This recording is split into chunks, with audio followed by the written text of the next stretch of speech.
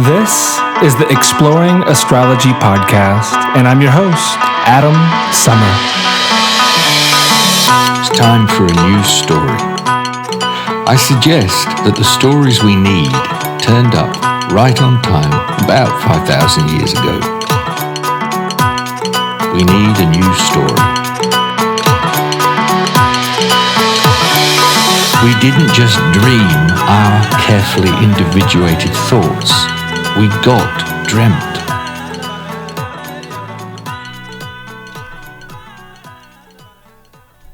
Welcome to another Exploring Astrology podcast, my friends. The date is September 17th, 2017.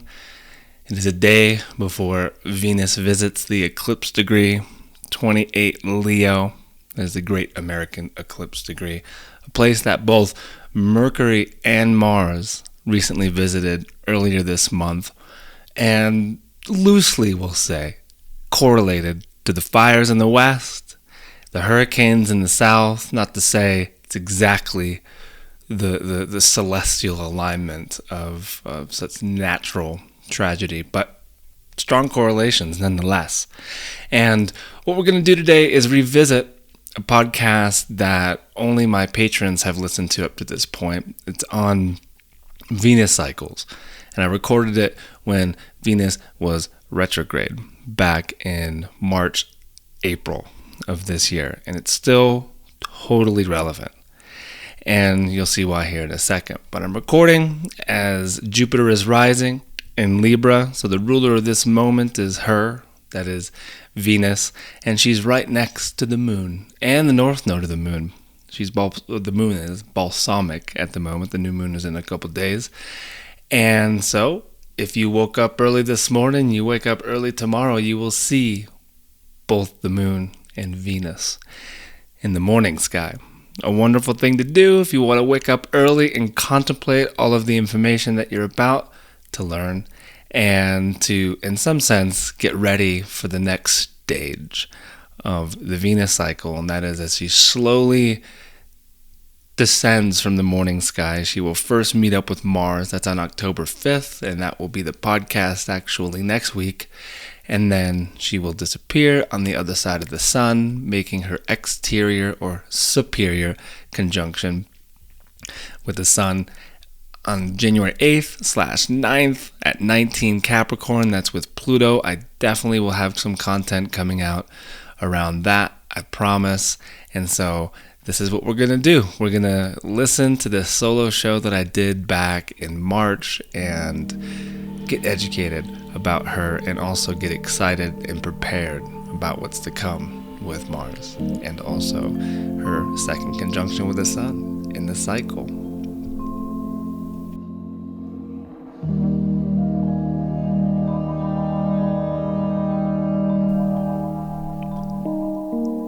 So what I want to do in this section here is finally give voice in a proper way to my first retreat that is happening on November 2nd through the 5th at Joyful Journey Heartstrings. It'll be under a Taurus full moon. The name I'm giving to this retreat is The Art of Talking Astrology, because, well, we're going to be doing a lot of that. And the format of it is going to be like a retreat. It's going to be very relaxing, that every morning we wake up, we do yoga. Una's going to be our yoga teacher. And then we will have some breakfast, and then have the first astrology circle of the day, which is, they're all going to be around 3 hours in length. I'll have a topic that I'll have chose for each circle. It's an all levels event, so you don't need to know astrology. You don't need to have graduated from my apprenticeship program or any of that to be a part of it. You just need to be a willing participant to engage and share stories and learn, and it's just going to be an incredible thing like that. And so there'll be 2 circles a day, and all meals are going to be made by my friend and actually previous student Chris. And then when we're not engaged with astrology, we probably still will be engaged, because we'll be soaking or going on hikes, or there's also going to be a way that you can get readings with my previous students there as well, so that they can get their own practice. And I just am so excited about it. We're pretty much filled up, but if you still feel called to come, there is spaces to do that. And so you can, on my site at holstoheavens.com, just on the landing page, you scroll down and you can get a little bit more information about it. If you click on that poster, it'll take you to Una's site, which is bellaretreats.com, and you can get all the information you need there, but also her contact information for signing up. November 2nd through the 5th, I hope that you can join us. I would love to have you there. And again, just go to my site at holstoheavens.com or bellaretreats.com to get more info about the retreat that is coming up. Also, if you want to win or try to win a free reading with me, all you need to do is leave a review on iTunes and you will be submitted into the Lunar Raffle. It is another way that you can win that reading with me once a month. But the other is, of course, just by signing up to my Patreon. That's patreon.com/exploringastrology. For example, if you sign up before 5 o'clock tonight, on the $10 level, you will be able to be a part of the Solar Fire class that I'm finally doing. After so many people referring that I should do this or recommending that this needs to happen, I'm going to show you how to get it on your Mac and then also get the most out of the program. And so on the $10 level, you get to be a part of a class every single month. So that's one way, 2 ways of supporting the show. And then also I have a new secretary. I finally have an assistant, Jasmine. So when you sign up for stuff with me, you're going to be engaging with her, no longer me. I'm tapping out on that level. The next astrology circle is going to be on October 29th in Denver, Colorado at Peace of Mind Massage. It's where Eugenia and Ari and I did our circle back in July, and so we're going to do it there again. Having a failed attempt here in Boulder, finding a good spot, and so we're just going to do it back in Denver. I'll create an event for that soon enough. And that, my friends, is all I've got to say about the news. So let's get straight into it, shall we? Oh yeah, and just as a final reminder, don't let your mind drift and be like, that's not happening right now. This was recorded back in March, so FYI.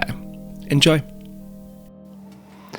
So I say we begin just by imagining her the way that it is right now, that Venus is around 30 degrees away from the sun, so tonight at sunset, many of these nights in the week you'll be listening to this, she's going to be getting closer and closer to the sun, falling from the evening sky. And so that's the way that you can connect to her when you go outside. But being that she's stationing retrograde at 13 degrees Aries, we imagine her sweaty and radiant, perhaps in that sunset glow, tired from the battles of the heart, over values, over the earth. She's scarred but not scared. She's the Aries goddess, sauntering back to the sea. So this retrograde starts in Aries and goes back into Pisces for this 40-day fast. Something needs to be broken. I think there's some strings that need to be combed out, and Mars watches on from a high above cliff. Venus in Aries, even though there's a detrimental placement to this because it is Mars's sign, is still not a bad thing. It's like the Amazonian woman in all of us, strong and independent, fierce. And going back into Pisces, there's this amazing moment where I think that there's going to be these snapshots of her sitting oceanside with the wise centaur, being taught values of grief and praise and how to comb out the heartstrings properly. And that's because she stations right next to Chiron in late Pisces. And we get into more depth with all of this, but this is just the basic idea.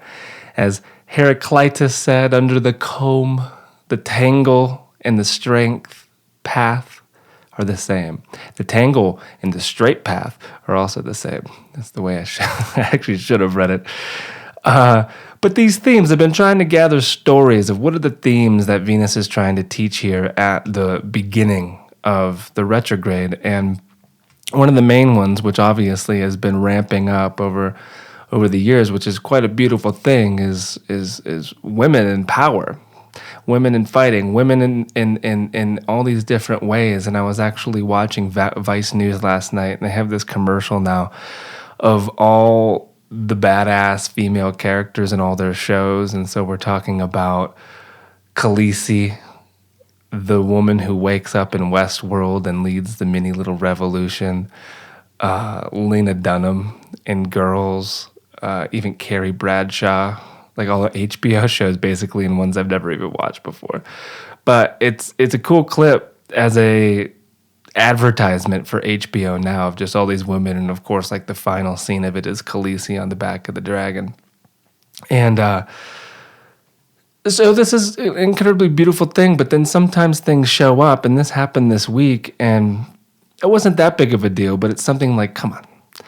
Like if you read my post when it was Mars conjunct Uranus, and I did that fun little acronym with God, where I related the G to a generator and I riffed on it. I related the O to the operator and talked about it, and then D to destroyer. And I just played with this inspiring concept to work with Mars and Uranus. And there was about a half a dozen people that reached out to me, or also in the comments were like, why not goddess? Why does it have to be God? All this kind of stuff. And it's like, oh my gosh, I turn my gaze to Joan Halifax, and she reminds me that this moral outrage is catching.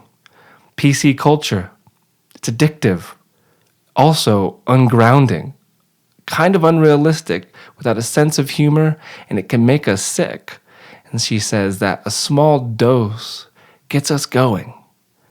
Binging on it does you in. So, of course, there's a lot going on in the world, and Venus and Aries can definitely get us a little bit too fired up about what it is that we value versus what someone else values, not being able to understand how someone could be into Trump, things like this. It's going to be fascinating on a mundane level watching what happens with this Venus retrograde. And so again, what we're going to do in this show is learn about this current Venus retrograde, talk about her synodic cycle, focusing on our hearts on the journey ahead, connecting the notches also in these 8-year ways that she does the dance. It's so important to understand this because it relates to beauty and golden things. And what I also want to do here is share this card that I pulled and just reference it with the Astro Dice. But this is something in the solo shows that I like doing, where I pull a card from one of my decks and it helps to refine the energy of the show. And what I pulled from this Cosmos deck, it's a wonderful one that teaches you about all the constellations and such, is Pictor. And when we look at it, it's like these playful, kind of surrealistic horses and then an easel with a little bit of a painting on it that looks like a sea cucumber or something like that. But when I looked into the book and started reading it, I was like, now how appropriate is this? Let me read and make this relevance to this Venus retrograde. So the 3 words that relate to it are assistance, encouragement, and patron. So the constellation Pictor is known as the easel of the heavens, but was originally labeled Equilis Pictoris, a word that means ass, small horse, or easel. And so maybe this is a show where I get to make an ass out of myself, or maybe we can really riff on this easel idea. And it represents the potential and process of the creative act. The beginning of a new creative endeavor may be in the works if this card appears upright in a reading. And the easel may represent the help of an individual or the tools needed to make creative progress. I stop there. I find this fascinating for a couple reasons. One, you guys are listening to this first as patrons. And so the effect that that's had, I haven't really shared that yet, but ever since I've started the Patreon, especially doing the solo shows only for this site at the moment, it's upped my relationship with the podcast, as you'll soon see. I have a new microphone I'm talking into, I'm taking classes on Logic. I'm really refining my skills and being able to be better at producing the podcast, we'll just say sound-wise, but also all of the content as well. And so there's this fascinating symbiosis that has happened, knowing that there's nearly 150 of you at the moment that are supporting my work. And it's just so beautiful, because it's one thing to feel like there's a financial reciprocation. It's another to feel that love turns into just more time in front of the easel or something like this. And so I just want to thank you all again. And there's no news in these solo shows. And so if you do want to set up a reading or listen to any previous classes during this entire Venus retrograde, if you use the promo code Venus, you'll get 10% off of all of it. And so I say, let's begin.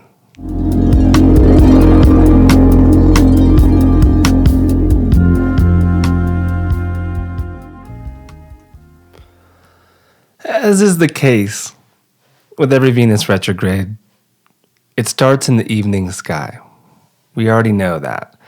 And she then disappears, she comes back to the morning sky, and this 40-day journey is one of my most favored retrograde dances of all of them in the sky. And I think that is because, well, Venus is everybody's favorite planet, without knowing about it. Some might say it's Pluto or Saturn, but really it's Venus, because Venus's essence is around connection, connecting to what we love, what we think is beautiful, what we value in life. It governs our entire experience, likes and dislikes, and all of our preferences.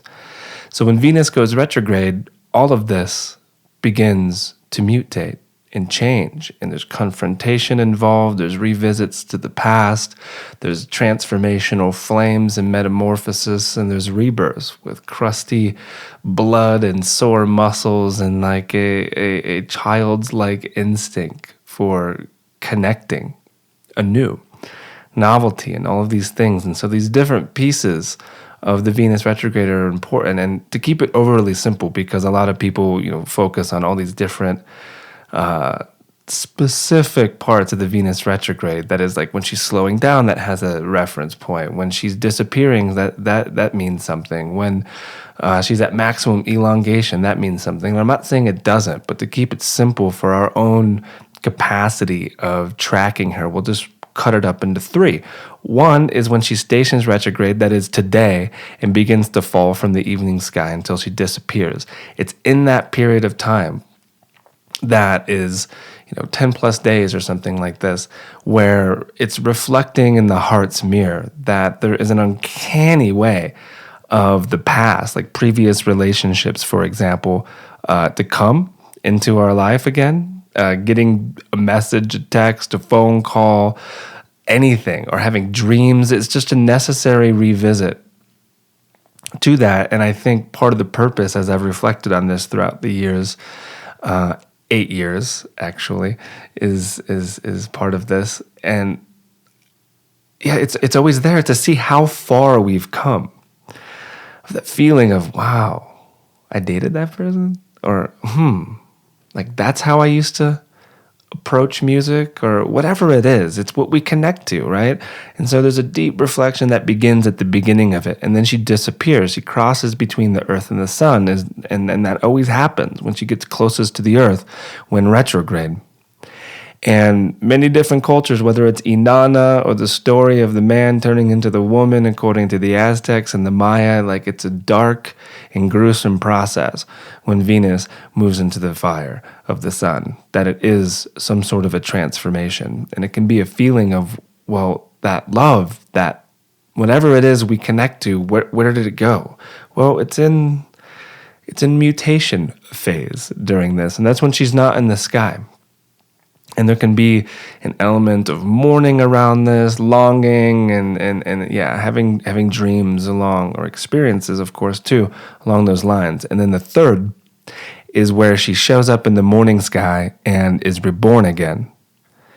On love, or is it on war? Many cultures related this to, like a very young, fiery time to line up the soldiers and go to war. And when we apply this, and we'll explore explore it from many different angles in this show, we will see how there is indeed a sacred and profane face to love, that there's a monster as well that exists with love, and this isn't just a romantic thing when we're discovering Venus retrograde. It relates, of course, to all areas of life, and one of the most important to remember is the actual planet Earth. Our actual bodies also relate to Venus, not forgetting that she rules Taurus as well, not just Libra. This is something always people seem to forget, is that Venus is all about love, and it's that's a broad word, and it's not all about eros and romantic love. That is not true. And there's one thing that is both profane and important, I think, to mention about Venus, is that she's the last born of the gods and the goddesses, and she's also born from the sky testicle of Uranus, that Saturn sliced off its daddy's balls, and one of them fell into the ocean, and then out came Aphrodite or Venus. Like, what are all the connections within that? Like, what in the world is going on? We could explore this for the entirety of the whole podcast, but I'll say it like this. You have Saturn and Uranus, both of the rulers of Aquarius, both traditional and modern, and they are forces in our lives that create society and cultural values, right? And I think that it's Venus's role in our life experience to connect to the values that we know to be most true. So, for example, a lot of you are listening, you live in America, a Trump America, an America that does not value artists or musicians. There's no idea of patrons. Like, this is a new idea, right, to us, and it's a beautiful thing. But like the artist isn't exactly celebrated in the same way that the Wall Street tycoon is, and also the connection to the actual planet. Right? Like, that doesn't exist. Like, polluting rivers for the sake of progress is something that is celebrated within the minds of millions. And so that's a value system that, well, when we come to being, and we might not be into, right? And that's what Venus is always doing, is connecting to that. And so once we find the values within ourselves, of course, that starts to reflect itself within the people that we attract into our life.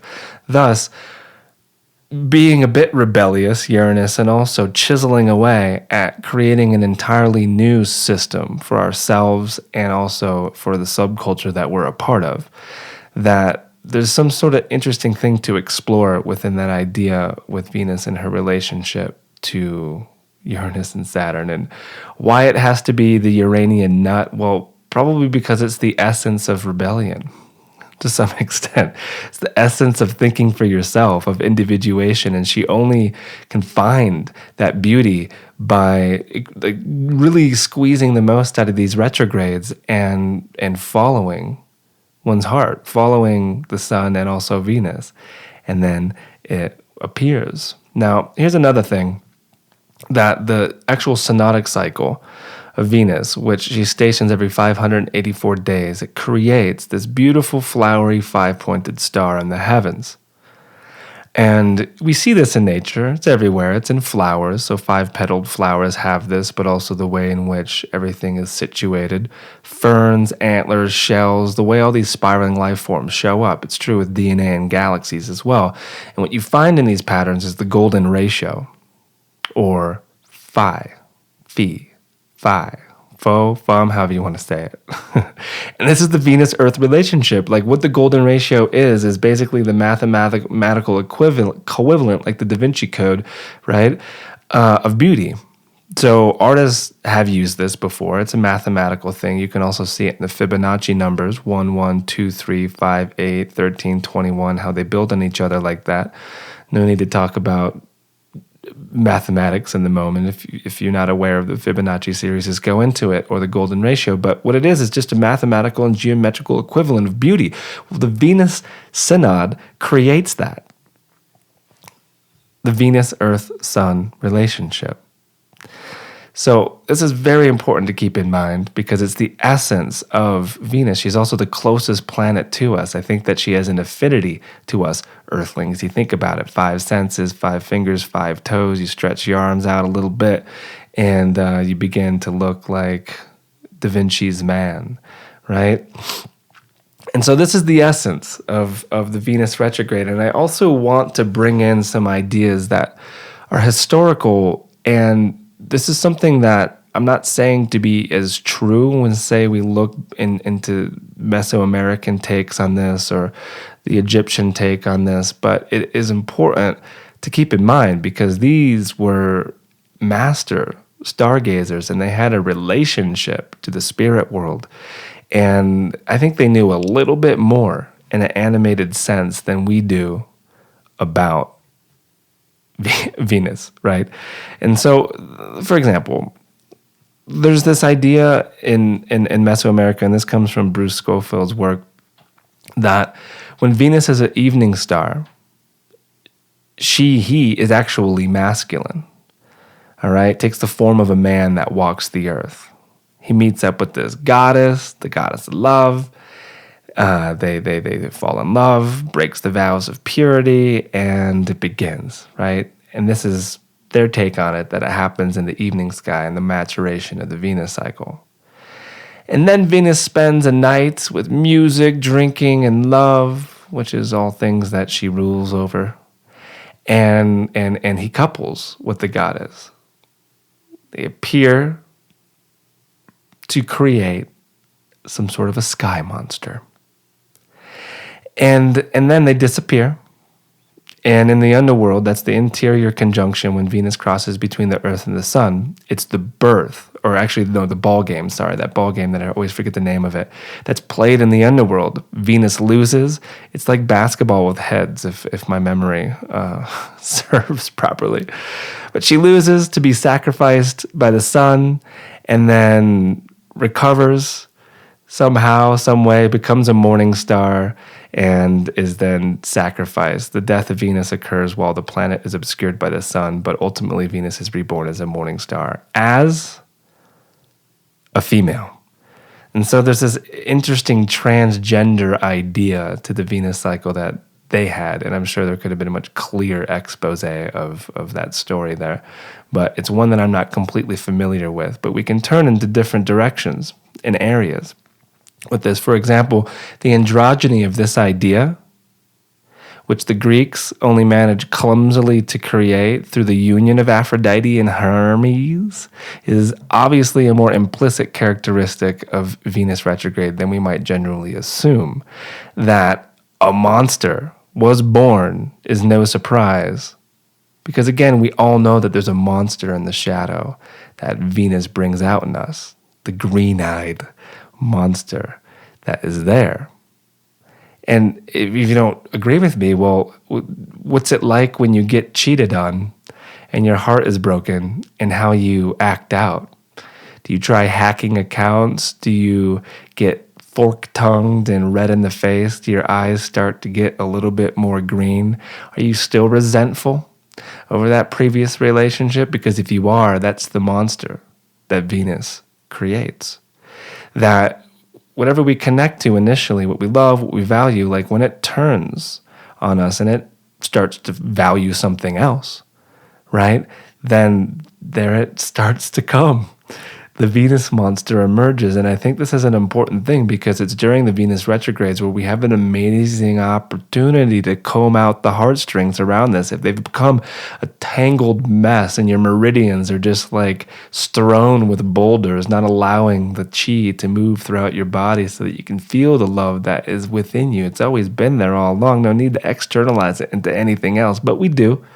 And that's a part of it.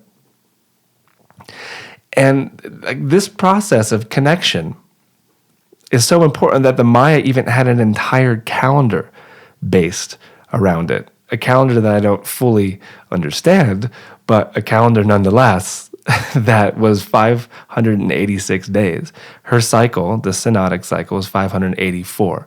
So I wonder why there's a couple days tacked onto that. And I'm pretty sure as well that there's a 260 one, and that's how long she remains in the evening and the morning sky, roughly. And so they were into this. And the whole idea of Quetzalcoatl and the return of Quetzalcoatl actually related to that previous story I was talking about, that the return of Quetzalcoatl was like around that Venus transit in June of 2012 during a Venus retrograde when she crossed between the Earth and the Sun. Now, there's some other things that we can distill aside from what you're just going to be reading online about this Venus retrograde, about how it's like love revisited or love revalued and stuff, that there's magic, there's deep understanding about the human condition through Venus, like esoteric schools, seeing the power of 5, because she stations retrograde 5 times in an 8-year period and creates that 5-pointed star flower situation. And so what's the number, right? What does 5 represent? What really is it? Well, aside from how it creates the 5 fingers, 5 toes, 5 senses, and 5 in many other ways within the body, like you can actually measure out the golden ratio all throughout the body, like shoulder joint to elbow to middle finger, and the proportions between that is the golden ratio. It's all over the body. It's everywhere. But this number kind of we can see it as relating in some sense to the material world, that the 5th element in esoteric work is ether, the cosmic glue, which transports thought, Mercury, who's closer to her than the sun, down into the body. And even though this is lesser, it's an essential, being in Earth school and all, is having a body. And so as far back as the Egyptian hieroglyphs, this shape is represented as a rising upward to the point of origin. And so the 4 elements hold us down into this realm. That is when the 5-pointed star is pointed upwards.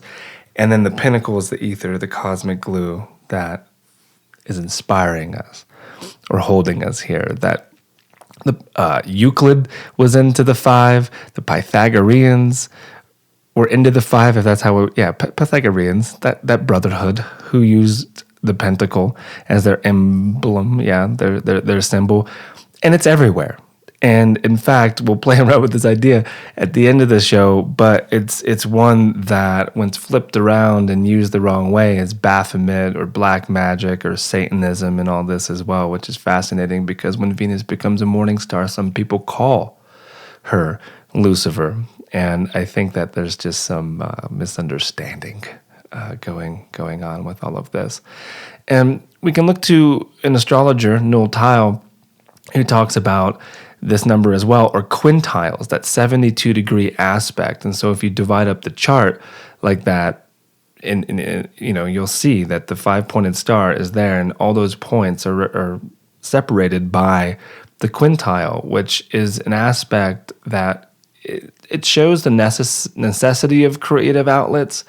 But also, in my experience, like when people have a lot of them, like we'll say like 5+ quintiles in their chart that relate to, say, the luminaries or the nodes, they're very, very talented, creative people. Not just creative, but like what they create is amazing.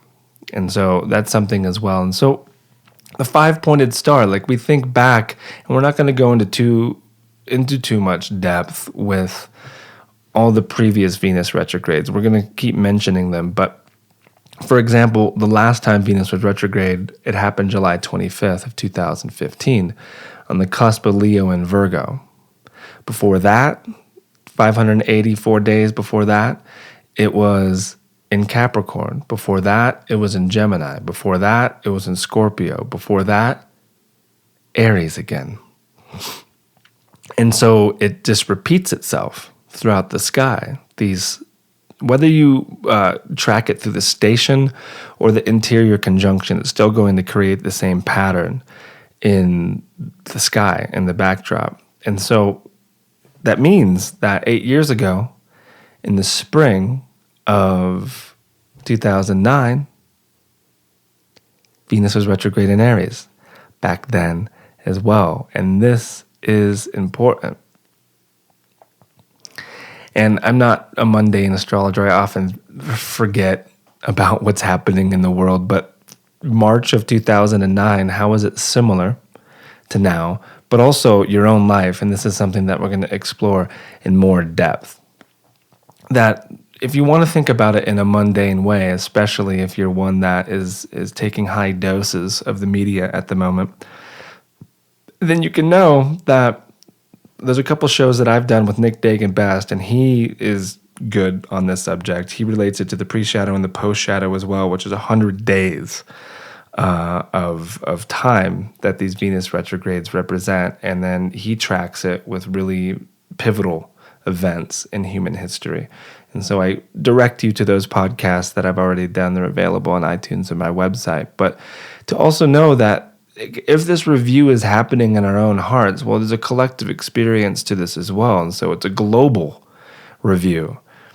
And what can we see? Like, we'll see it happen in the news where maybe it's like too much fire, too much passion, like a powder keg, volcanic kind of situation. But I think that we can apply a lot of the rewords to this, like reconsidering what's happening in our government, reconsidering our relationship to the news, reconsidering what is actually going on everywhere out there in the world. And so, again, the Maya believed that the point at which Venus reaches her heliacal rising, so she's retrograde, but she still shows up in the morning sky, which is about 6 or 7 days after the interior conjunction, was when political situations were particularly unstable and leaders insecure and fallible. And it can also correspond, according to Bruce Schofield, who I was reading before, to a time of failure or resignation on the part of leaders, and often coincides with a major accident. So that's something I'm sure a lot of you are crossing your fingers over, of hoping that's going to happen to the red-faced man. But it's no guarantee. All we can do is watch and see and really learn from the past as well. And so that's something that I really want to do, is try to untie some of these knots and understand the past and how it basically informs this current retrograde. And hopefully we get to as well become optimistic about the whole situation, because we should be, and we can be inspired by this gorgeous song that is plucked from the shimmering heartstrings of Venus herself. So let's go a little bit deeper.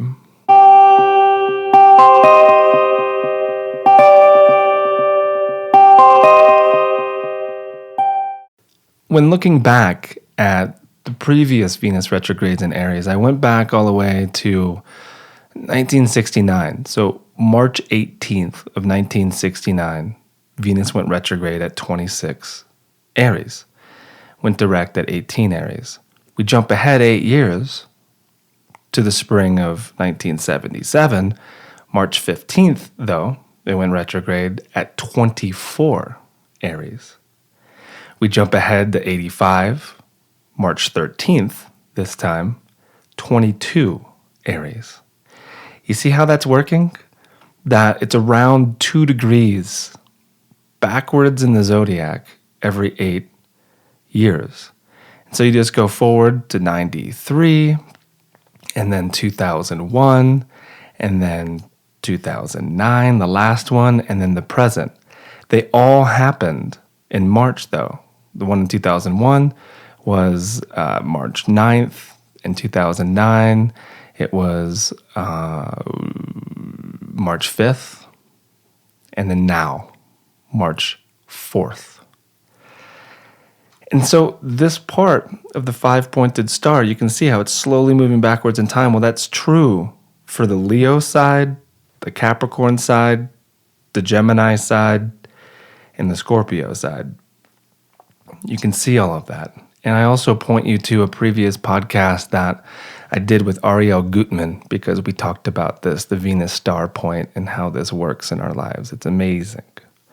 But my challenge for all of you listening is to look back to these time periods and find a correlation, the knots. Like a knot is tied within the soul, every single one of these, or maybe untied. That I know for myself, the one that was in 2001 was when I got my first guitar. I read my first book on dream work by Jung. And I also looked at my astrology chart for the first time. All that happened around that time. And so I was connecting to music in a new way, and I wanted to be as good as Dave Matthews or Jack Johnson at the time. That's where my mind was at in 2001. And so it began with this, but also in being interested in magic and dreams and astrology. All these seeds had been planted around that point.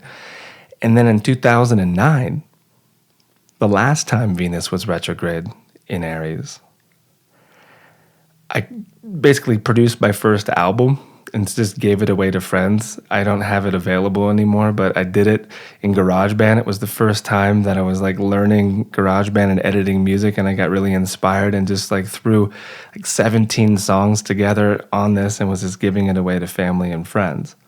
And the reason that I had this relationship to the microphone in GarageBand is because I also started this podcast when Venus was retrograde 8 years ago. And so this is kind of like an anniversary, an 8-year Venus birthday for this podcast.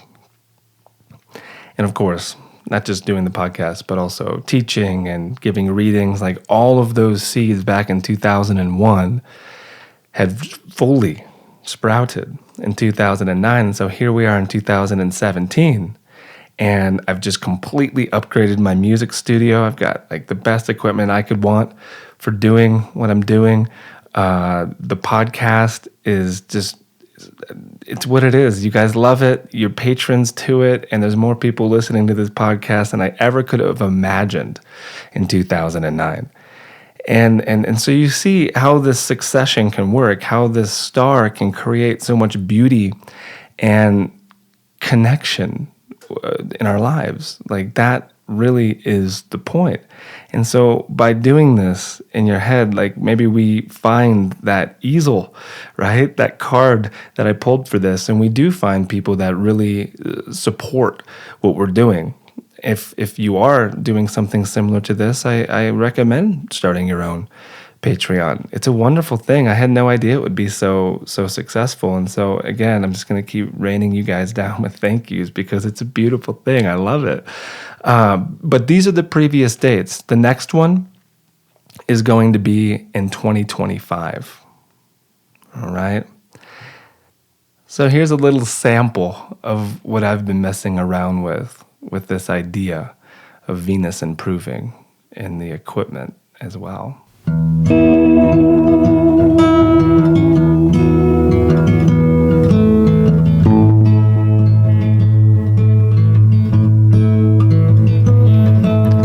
Can you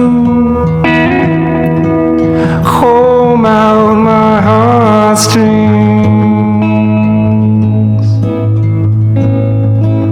And where do you go when you fall so hard?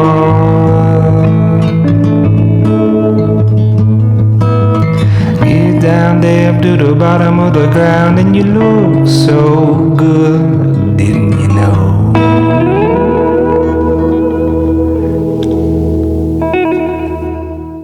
All right, continuing on, we look then deeper into this Venus retrograde, which of course started today, which is March 4th here in Colorado at 13 plus degrees Aries and goes all the way back into Pisces, 26 plus degrees Pisces. That station is on April 14th.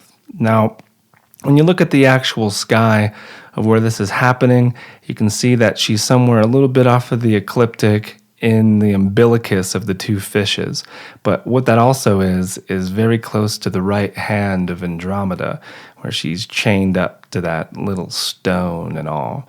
And so we have these ideas in the sky that we can bring into it, which we will. But I think like some more technical stuff is important, that by March 15th, so just 11 days away, is when Venus is going to start to get into the twilight hours, where she is in this rapid plunge into the sun's glare. And so paying attention to that's good. Also, March 25th is when the interior conjunction actually occurs, and she crosses between the Earth and the Sun. And this, to me, is the beginning of the whole journey, right? The one that is now closing, that started in, I think it was August 15th of 2015 in Leo, will close, and then the birth of the Aries goddess will happen on March 25th. Now, Mars also will slowly set after her, but that his conjunction with the sun doesn't actually happen until the summer. And so there's a bit of a chase between the two of them, this idea of the hero's journey, or Jason setting off for the golden fleece, that even with Andromeda, Perseus fighting Cetus to save her from the sacrificial stone. It's like, my goodness, how much things have changed. We don't tell stories like that in the same way anymore. Can you even imagine today with the PC culture? No, it'd be crazy. But let's play with that idea just for a second. I mean, I could, again, do a whole podcast on this, just kind of breaking down a story and relating it to an astrological idea. But if you're not familiar with the story of Andromeda, essentially she was the daughter of a foolish king who boasted that she was more beautiful than the Nereids themselves. And so because of that, Poseidon got into a terrible mood, and whether it was a sea monster that he summoned to take care of that kingdom, or a great flood, which is often the case, and I like the great flood and how it shows up in many different stories, a sacrifice was needed. And so Andromeda, his daughter, was the sacrifice, the one that was being boasted about. And so the most beautiful possession is put there to save an entire kingdom, and then of course was saved by Perseus, who came in on a glowing rainbow unicorn. Oh wait, no, that was not true.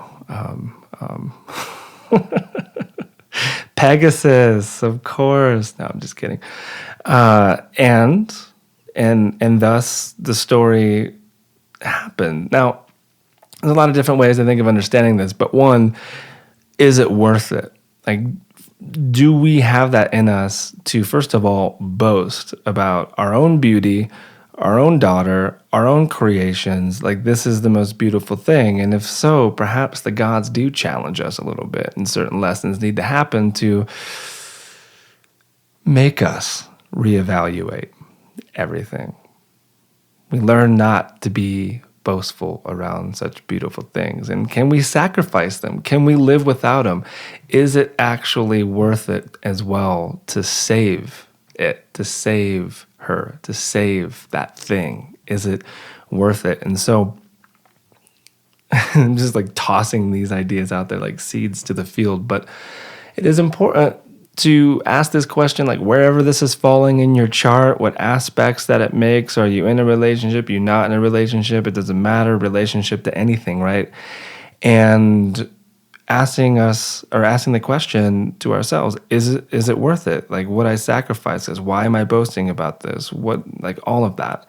And the easiest way of condensing this idea of Andromeda and where Venus stations retrograde is that if it's not a hell yes, then it's a no. And that can help you tremendously in your decision making. So when we look at the chart for this retrograde, getting out of the sky gazing lens and into the astrological, we see that 13 plus degrees Aries is where she stations. And the Sabian symbol for, you round up to 14, Aries is a serpent coiling near a man and a woman. Kind of makes you think about Adam and Eve a little bit, right? Or maybe Perseus and Andromeda, because the serpent Cetus is kind of serpent-like, especially if you look at some of the traditional paintings about it. Interesting, right? But one of the stars actually in Andromeda is at 14 degrees Aries, and that's Alpheratz. Don't know much about that star, but it's at 14 degrees Aries. A serpent coiling near a man and a woman. Now, we can think of this as the original story in the Garden of Eden. We can think of this as the potentiality between the two of them for shedding skin and going through some sort of a transformation. We can think of this as a danger element that, with Orpheus, for example, in Eurydice, getting bitten by that snake and then dying, and that whole journey begins. Whatever it represents for you is the basic idea, and I think that referencing back to Pictor and that card that I pulled, and I think really to keep this on the personal, to reconnect. I like the transformational element of the snake, or also maybe what it might be whispering from the tree of knowledge, being like, hey, eat it. Eat it, I dare you. You'll see God and goddesses. You'll see light. You'll see everything as true as it is. That the snake is this wonderful symbol for our Kundalini, for our Shakti, for our transformation. It's not just this demon thing in the Bible. So maybe we get to discover certain things around this. And there is a very interesting chase, as mentioned, between Venus and Mars, because they almost came together. It looked like they were going to do that in the evening sky, but it actually didn't happen. And so Venus stations and then runs away. Woman power, right? Or like it's not time to make that soul level connection that you've been calling in for so long, because there's certain work that you must do on yourself first, or you haven't begun that project yet or stepping to the easel, because there's some essential work that you need to do on yourself first, some reevaluation, like really getting things right, individuating properly, all that kind of stuff.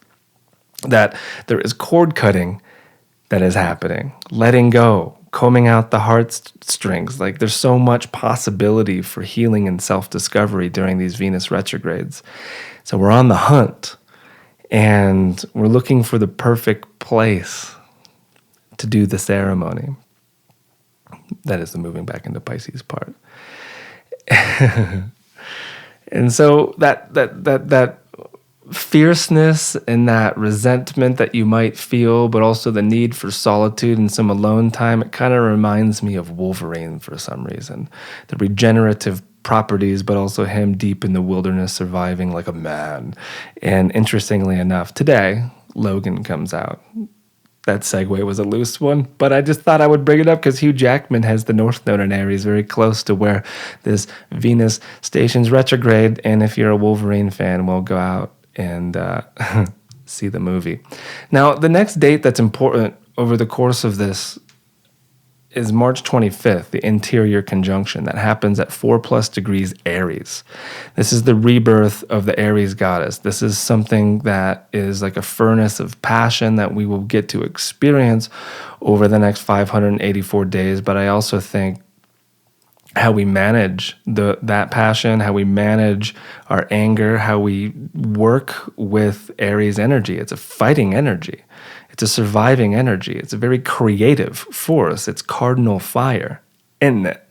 So there's the necessity for independence for discovery as well. Like Rilke once said, in love, we are protectors of each other's solitude. I like that. Now, the Sabian symbol for 4+ degrees Aries is a triangle with wings. A triangle with wings. That's right. And it brings me to this idea that was gifted to me during a Venus retrograde. It was actually the first Venus retrograde that happened where I really started paying attention and falling in love with it. Because it was the one that was in the fall of 2010. So the one before that was actually last time Venus was retrograde in Aries. Yes, I had started the podcast then, but I wasn't privy to the true power of Venus retrogrades yet. This happened during Venus and Scorpio one in fall of 2010. And I had a dream about a triangle. It was like a Triforce from Zelda. And each of those triangles that made the greater, we'll say the meta triangle, represented an essential need. And if all three of them are not possessed, then true happiness cannot be found, was the basic idea of the dream. And so we'll say that the bottom left triangle represents our connection to place.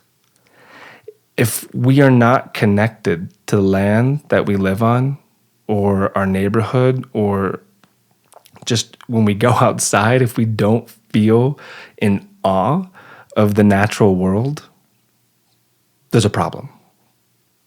We need that.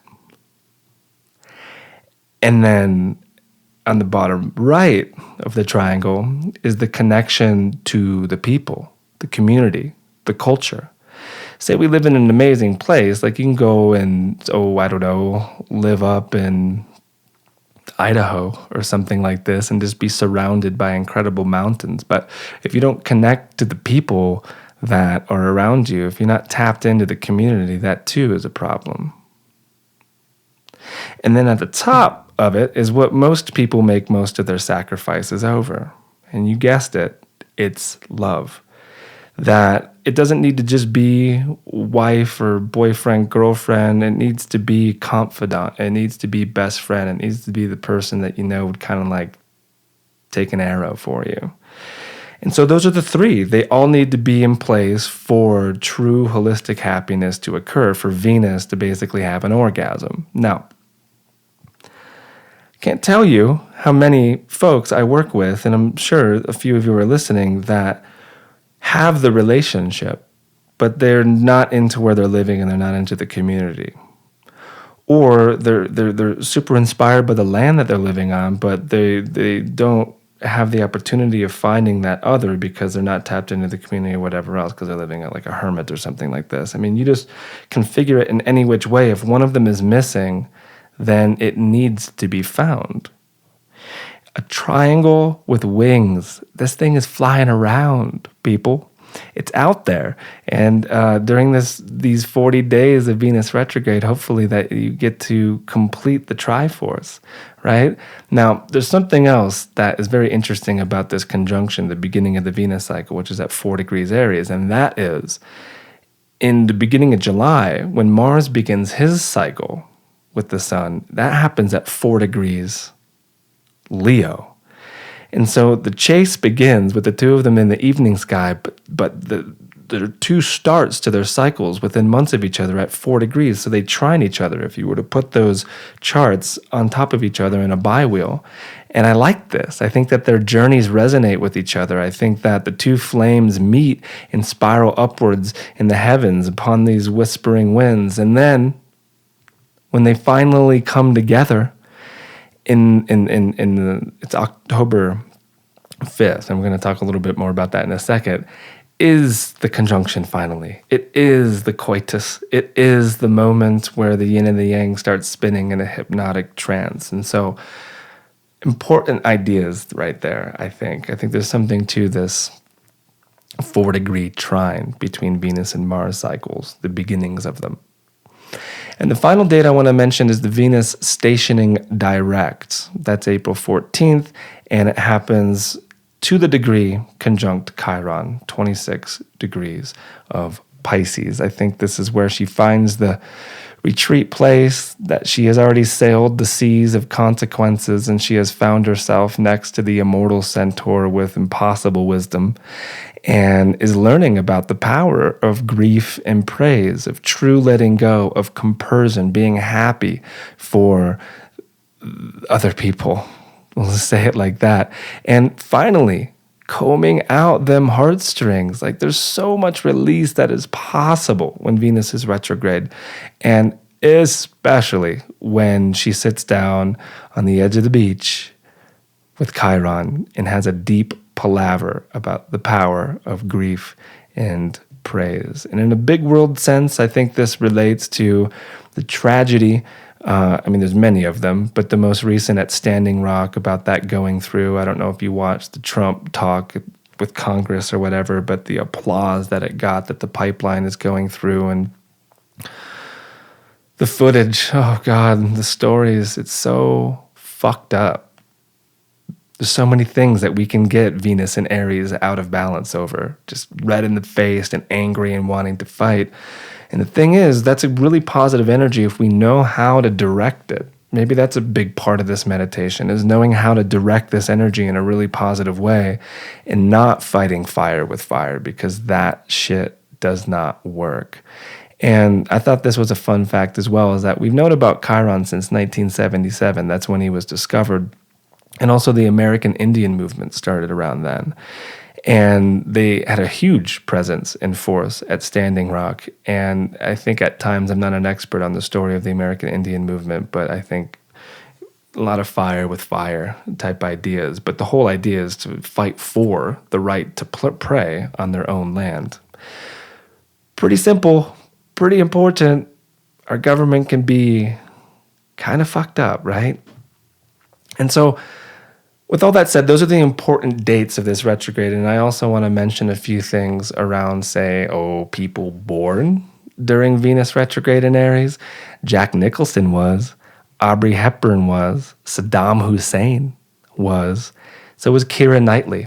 And I couldn't find anybody else. Like, there was so many people when I did the search in Solar Fire that I know well, like students, clients, really good friends, people that are like really big influences in my life, but also really powerful people like Einstein, Marilyn Monroe, Robert Downey Jr., Kelly Slater, Laird Hamilton, just brave souls, Freud, resilient, brave souls that like perhaps the idea of going where no person has gone before. I'm no expert on Aubrey Hepburn or Keira Knightley or really any of these people that I listed that do have it, but perhaps it relates to the stunning beauty in the ladies and at times monstrous expressions in the others, like Saddam and Jack in The Shining or something like that.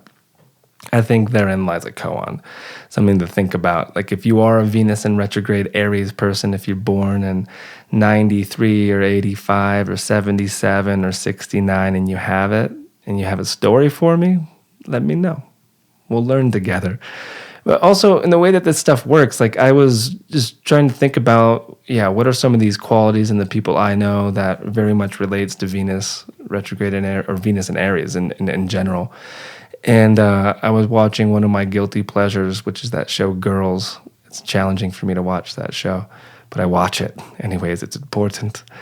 And the last song they used in the last episode was a Rihanna song, and I remember like jiving with it. I'm like, I'm gonna listen to some Rihanna right now. Funny moment, right? And then it came into my head. I was like, this feels like Venus in Aries. And then I looked up her chart. 12 degrees Venus in Aries, just a degree away from where this Venus is stationing retrograde. So Venus will be at 12 Aries probably by the end of the weekend. And also this fighter, Dominic Cruz, he was actually born with the Venus retrograde in 85. And I think it's a fascinating story because it's right next to Mars for him. And he's like, I'm not a huge fan of the USC, but I do listen to Rogan. And so I hear about these people from time to time.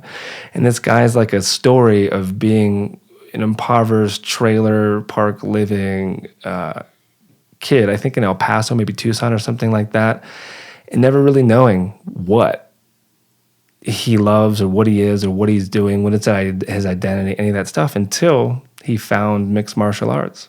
Like when he was a teenager and it was like, boom, identity, connection, love, this is what I do.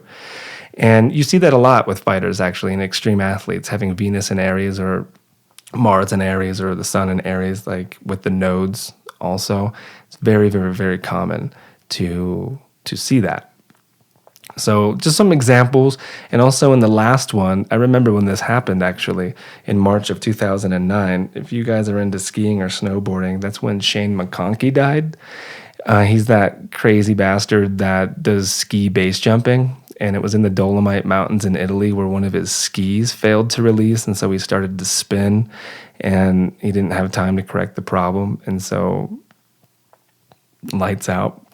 And that was during Venus retrograde. And I'm actually looking at that transit of the chart too. It was crazy that it was a new moon and Venus was retrograde coming for her interior conjunction. That's a powerful signature right there. But anyway, like the idea of danger, of pushing it, of going where no man or woman has gone before, but also knowing limitations, knowing balance. What is the opposite of Aries? Libra. And so here's one other idea, like whether you have Venus in Aries retrograde or you just have Venus in retrograde, here's an idea from Erin Sullivan's book on retrogrades. She says, those born during the retrograde cycle, the darkening of Venus when her power is obliterated by the sun, experience more intensely the conflict between inner values and the learned rituals of society. That's what I was talking about with her being a sky testicle, Uranus and Saturn, that story of testing it.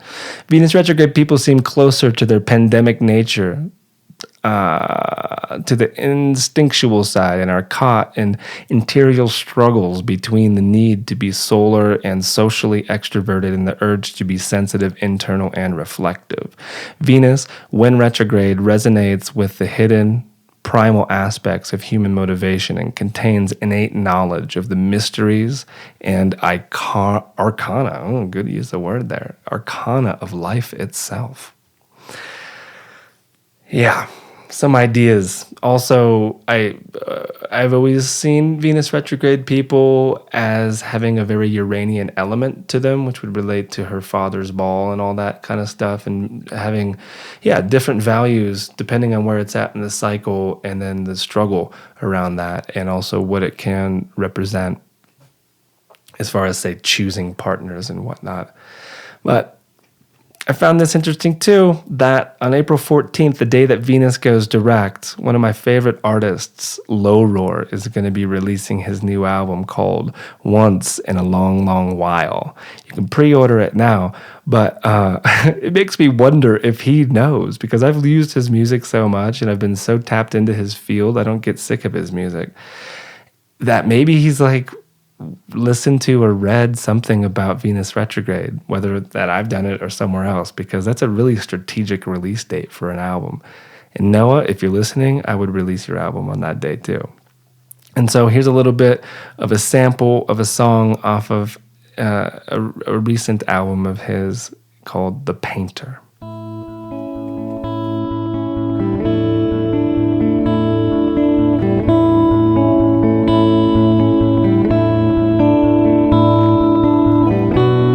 There's a painter who stares at miles of white all around.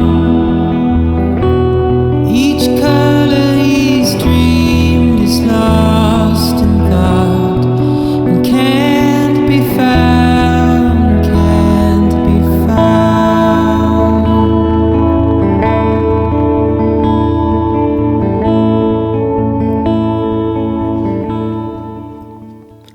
So what I want to do now is talk about some vital moments in this Mars and Venus dance, not just focusing on the Venus retrograde, but also just paying more attention here to the Mars-Venus part of it.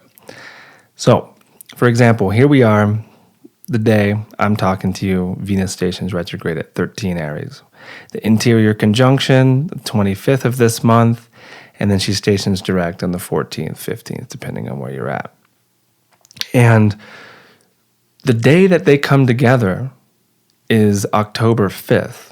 And so they look so close to the sky, together in the sky. And then now Venus is going to drop away, Mars slowly pursuing afterwards. And they actually do not make their conjunction until October 5th. And that actually is going to occur in the morning sky, very close to the paw of Leo, actually. And this concept, like I haven't stopped thinking about the Michelangelo painting of Adam and Eve, where Adam is so perfectly chiseled, like reaching out, and there's God in the brain with the angels, like reaching out to touch him as well. And it's this idea that comes up for me around. It goes back to the Sabian symbol of the Venus cycle, actually, a serpent coiling near a man and a woman. To eat from the tree of knowledge, the divide of the sexes would no longer be an issue. Our heartstrings would be combed out from the dreaded mess, maybe, that they've become. And we'd have a true understanding of what the serpent actually represents. We would unlock everything. And that's why the whole business around the tree of knowledge and keeping us away from it is so important, because it's like whether there's a lot of takes of it actually being some sort of a psychoactive substance, not an apple, but a mushroom perhaps, or something else. And whatever it is, if there's a tree that allows you to see the truth, it's going to have some really important tryptamines inside of it. It's going to work with your brain in a pretty incredible sense, and there's going to be ecstatic rapture, and there's going to be the feeling of unity, and there is going to be that remembering that just retethers us to the connection to both body and the earth, and also other people. Treat others as if they were yourself, how you want to be treated. We know this. And these are some really important ideas when sauntering around the imagination, contemplating Venus and Mars. It's basically human behavior and how we relate to ourselves and how we relate to other people.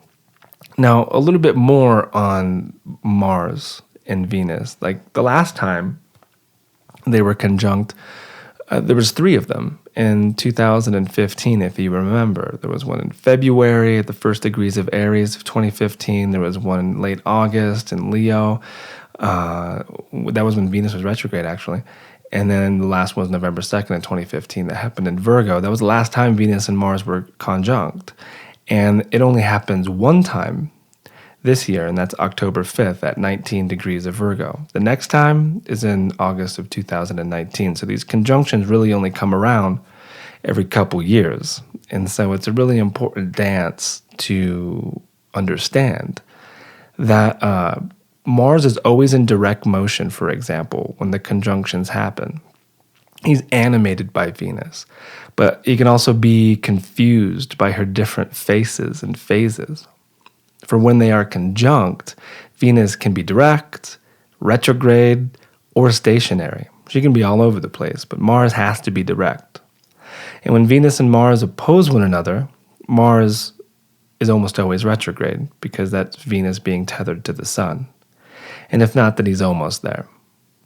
Now, this happened back in May, June of 2016. Remember that Mars retrograde, the eye in the sky and all that?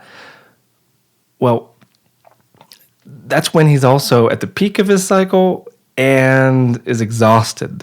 We can think of it from his cycle. He's so far away from the goddess, it just feels like that pang of longing, right?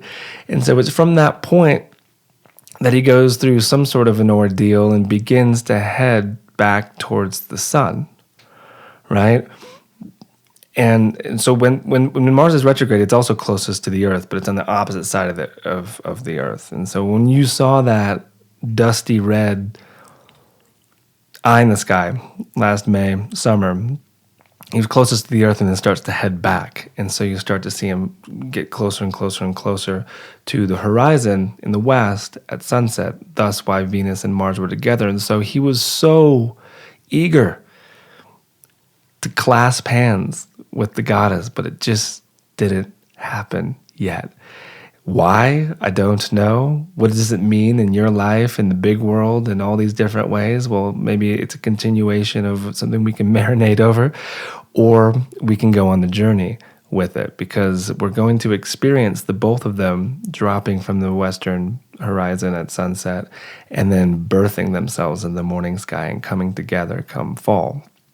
And this is a beautiful moment of coming together. This is a powerful thing. And I think it does relate to the polarity that is felt within the sexes at the moment. I think it is the raging hot dialogue that just is everywhere, that you almost have to have very strict rules about at this point, about how much you engage, if you engage, how you, like, what is your behavior around that, like how do you conduct yourself and all of this kind of stuff. Because Mars very, if he is tired and he's like, he just wants a little nookie and he just wants to have that conjunction, like there's a peace that can come when the two of them come together, or at least the beginning of something. And there's this longing, and that can create irritation, frustration, anger, rage, and this Mars can get a little wily over time. And I just realized that I never rolled the astro dice, but that's okay. We looked at the card. And so anyway, the conjunction October 5th, 19 degrees of Virgo. The next time they come together is also in Virgo, but isn't until August of 2019. And then after that, 2021. And that is the basic ideas of love between Mars and Venus. And here, see, just wanted love, love, crazy love. Love, love, love, love, crazy love. Oh, love, love, crazy love. Love, love, love, love, crazy love. She wanted love.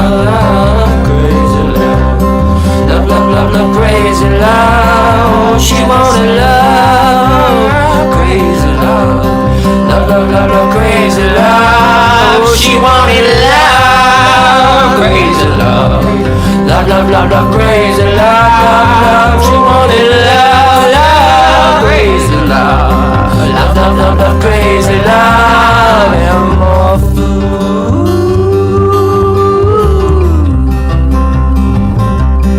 And more food.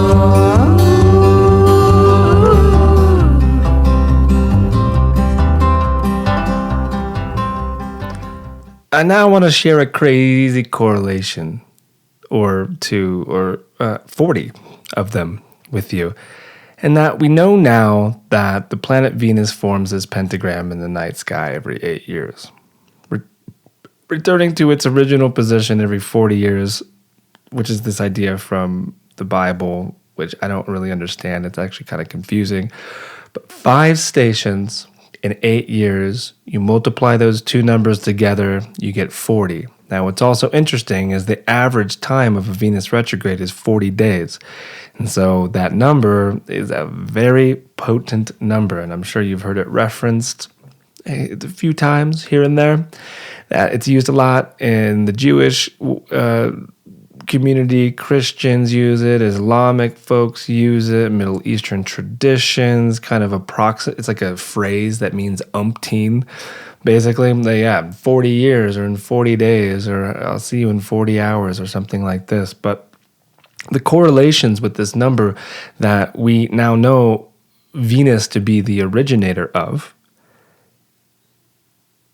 is amazing. That the rain fell for 40 days and 40 nights during the flood. Goliath challenged the Israelites twice a day for 40 days before David defeated him. Muhammad was 40 years old when he first received the revelation delivered by the archangel Gabriel. Muhammad that is, had 40 followers to spread the religion. Moses spent 40 days on Mount Sinai where he received the 10 Commandments. One of the requisites for a man to study the Kabbalah is that he be 40 years of age. When we look over to the Christian camp, before his temptation, Jesus fasted for 40 days and 40 nights in the Judean desert. 40 days was the period from the resurrection of Christ to the ascension of Jesus. In the modern Christian practice, Lent, it consists of 40 days of preceding Easter, right? And Sundays are usually excluded from that count for some reason. But even more interesting, that's all interesting and fascinating, right? That a person's intellect is said to attain maturity around 40 years. Of course, everyone to their own capacity. It's believed that one who assists a blind man for 40 steps becomes worthy of entering heaven. Prayers of someone who drinks wine are not accepted for 40 days. So that's something that you can think about during this Venus retrograde.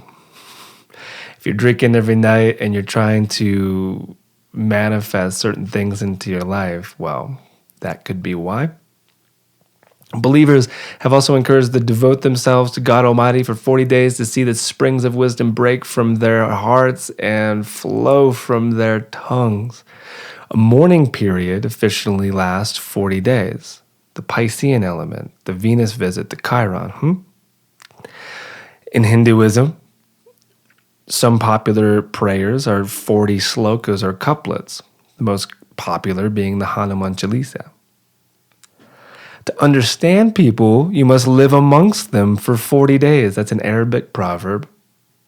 This is one I'm very familiar with, that in Kundalini Yoga, completing 40 days of a particular practice helps to break habits. So an amazing excuse or inspiration, we'll say, to utilize this Venus retrograde to really break a habit that you know is killing you.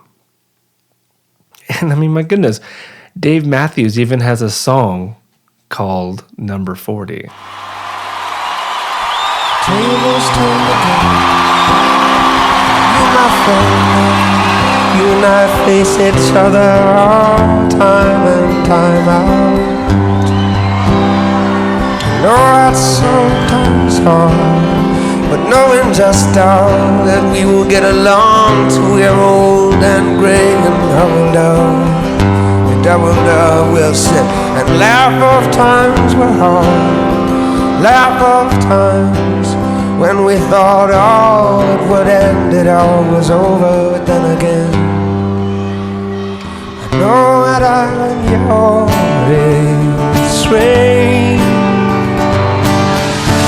and to leave you out all night, all my friends, it'll be you until the end with me, always, always.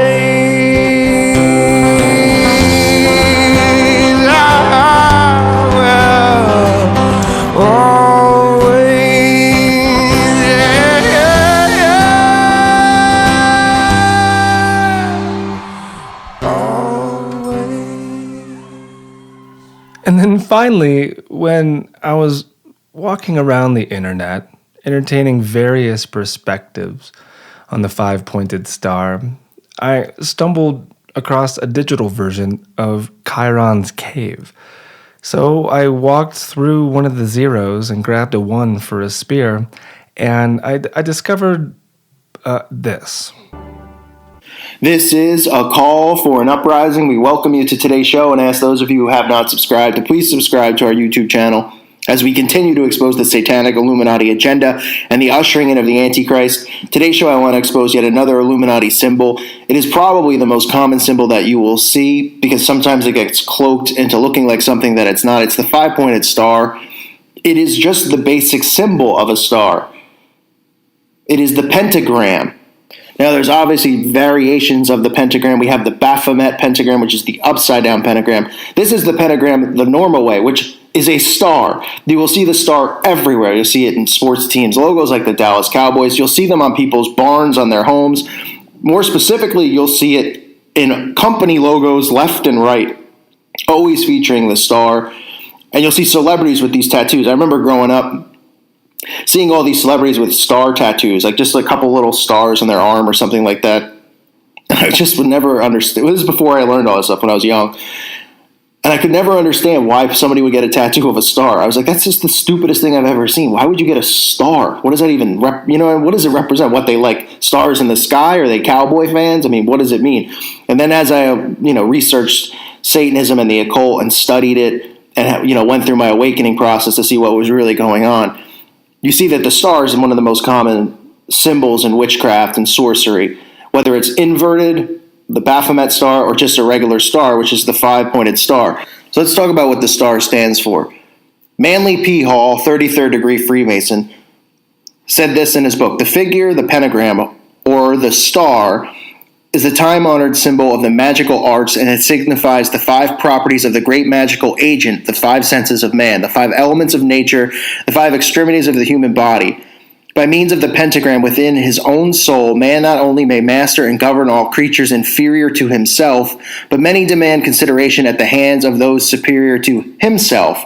The pentagram is used extensively in black magic, but when so used, its form always differs in one of three ways. The star may be broken at one point by not permitting the converging lines to touch. It may be inverted by having 1 point down and 2 up, or it may be distorted by having the points of varying lengths. When used in black magic, the pentagram is called the sign of the cloven hoof, or the footprint of the devil, because that's what the star stands for, folks. The footprint of the devil, that's why you see it in magic.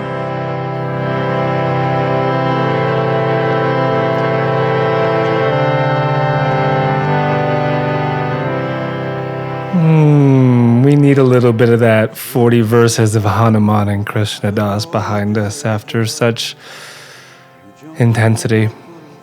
Hey, look, I'm not saying that the Illuminati and the black magic shit is not for reals. I'm just not ending up putting my energy into it because it doesn't feel good. That energy transmission does not feel right. It is not something I'm interested in. So if we learned anything together today, we know that the five-pointed star's an origin is Venus. And so whether there's groups of people that contort it and flip it around and turn it into the symbol for the devil and all that kind of stuff, just not interested. 5-pointed star, as beauty, as love, as connection. I think that's what we should be more interested in, right? The beautiful flower that we can work with and understand from and take out these knots and comb out the heartstrings. I think that you, my friend, not you as my listener, but the guy we were just listening to that got possessed by the end of it, needs a long and teary cuddle with Alex Jones. And so anyways, it's the Hanuman Chalisa. Is that how I say it? Chalisa behind me. Christian Das singing it. And we've reached the end of the show, my friends. And I just want to thank you again for being such a great support to this podcast. And if you want to set up a reading or purchase any of the previous classes, you can use promo code Venus. Get 10% off of anything that you feel called to on my website, which is holstoheavens.com. And I'm going to leave you with a song aptly named 40-Day Daydream by Edward Sharpe and the Magnetic Zeros. In fact, I discovered them. I remember being at a show in Lyons with a long story that I'm not going to tell right now about them when they came out March of 2009. That's fascinating. Oh my goodness. But it relates. Enjoy these 40 days, these 40 nights, and I hope that not only you understand the Venus cycle more, but you have a really specific inspiration of something that you want to break and commit to, and really allow the immortal wise centaur to comb out those heartstrings. Love you guys. I'll talk to you soon. Long days and pleasant nights. Be well, be kind, and enjoy yourselves. Thank you again for listening to the podcast. Sorry I wasn't able to share the song. YouTube is a bit more strict than the podcast apps. So if you'd like to listen to the whole show, go over to Spotify, the podcast app, SoundCloud, or really wherever podcasts are found. This is Tree Theater. Ciao.